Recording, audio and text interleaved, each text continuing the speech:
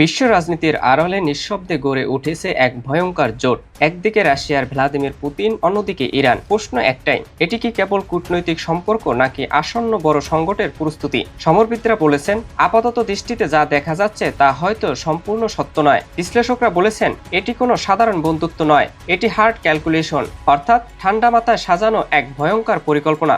Russia আর Iran এখন শুধু মিত্র নয়, তারা হয়ে উঠেছে একে অপরের যুদ্ধ সঙ্গী। মিসাইল ডিফেন্স সিস্টেম, অত্যাধুনিক রাডার, সিকিউর ডাটা লিঙ্ক সবকিছুতেই চলছে তথ্য প্রযুক্তির আদান প্রদান। বিশেষ করে S-300 মিসাইল সিস্টেম, যা আকাশ প্রতিরক্ষার এক শক্তিশালী ডাল হিসেবে বিবেচিত, তা ইরানের নিরাপত্তাকে এক নতুন মাত্রা দিয়েছে। তবে ইউক্রেন যুদ্ধের পর এই সম্পর্ক যেন আরও ভয়ঙ্কর রূপ নিয়েছে। ড্রোন যুদ্ধ, সুইসাইড অ্যাটাক কৌশল, এসব জায়গায় দুই দেশের সমন্বয় এখন স্পষ্ট। বিশেষজ্ঞদের মতে, রাশিয়ার যুদ্ধের অভিজ্ঞতা আর ইরানের আঞ্চলিক শক্তি, এই দুইয়ের মিশ্রণে তৈরি করেছে এক নতুন ধরনের সামরিক জোট। আর এই জোটের মূল লক্ষ্য কি? এটি কি শুধুই ওয়াশিংটনের আধিপত্যকে চ্যালেঞ্জ করা? গল্পের টুইস্ট এখানে। এই জোটের পিছনে লুকিয়ে আছে আরো অনেক বড় খেলা, আর তা হলো গ্যাসের রাজনীতি।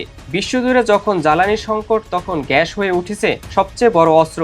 কাশ্মীর সাগরের বিশাল গ্যাস ভান্ডার এখন রাশিয়া ও ইরানের নজরে। রাশিয়ার জ্বালানি জায়ান্ট গ্যাসপ্রোম ইউরোপের নতুন গ্যাস রুট তৈরি করতে পারে এমন আশঙ্কা বিশ্লেষকদের। আর এটি যদি সত্যি হয়, তাহলে ইউরোপের উপর আবারও বাড়তে পারে রাশিয়ার প্রভাব। সাম্প্রতিক কাস্পিয়ান সম্মেলনে এ জোটকে দিয়েছে নতুন গতি। বিশ্লেষণ অনুযায়ী এটি শুধু একটি বৈঠক নয়, বরং একটি কৌশলগত বার্তা। বিশেষজ্ঞরা মনে করেছেন, যুক্তরাষ্ট্রের প্রভাব কমিয়ে নিজেদের শক্ত অবস্থান তৈরি করতেই এই জোট আরও গভীর হচ্ছে। এখন প্রশ্ন হলো, এই জোটের শেষ কোথায়? এটি কি শুধুই আঞ্চলিক শক্তির লড়াই, নাকি ধীরে ধীরে বিশ্ব এগোচ্ছে এক নতুন ব্লক পলিটিক্সের দিকে? একদিকে যুক্তরাষ্ট্র ও তার মিত্ররা, অন্যদিকে রাশিয়া ইরান এক নতুন শক্তির জোট হিসাবে আবির্ভূত হচ্ছে। তবে এই বৈশ্বিক খেলায় এশিয়ার ভূমিকা কি শুধুই দর্শক, নাকি জোটের প্রভাব পড়বে এই অঞ্চলের অর্থনীতি, জ্বালানি নিরাপত্তা, এমনকি কূটনীতিতেও? বিশ্লেষকরা বলেছেন, বিশ্ব যখন নতুন করে মেরুকরণে যাচ্ছে, তখন ছোট দেশগুলোর জন্য সিদ্ধান্ত নেওয়া হবে আরো কঠিন। পুতিন ইরান জোট, এটা কি ভবিষ্যতের শান্তির চাবিকাঠি, নাকি এক নতুন বিশ্বাসঘাতকের সূচনা?